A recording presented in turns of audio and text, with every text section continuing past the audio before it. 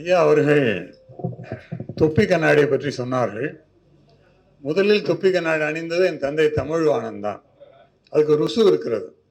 எம்ஜிஆர் அவர்கள் நான் ஏன் பிறந்தேன் என்ற தன் வாழ்க்கை கட்டுரை ஆழ்ந்த விடனில் எழுதும் பொழுது ரசிகர்கள் வரும்பொழுது ஒவ்வொரு முறையும் மேக்கப் போட்டு விக்கு வைத்து வைப்பது கடினமாக இருப்பதனால என்ன செய்யலாம் என்று யோசித்தேன். தமிழ்வாணன் பாணியை பின்பற்றினேன்.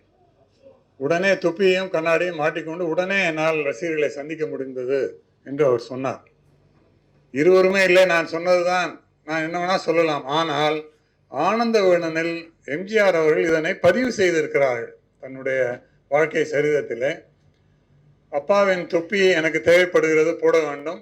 சகோதரர் லேனா கண்ணாடி போட்டு கொண்டு இருக்கிறார்.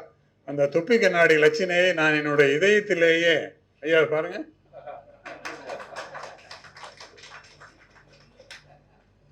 வைத்திருக்கிறேன். நன்றி.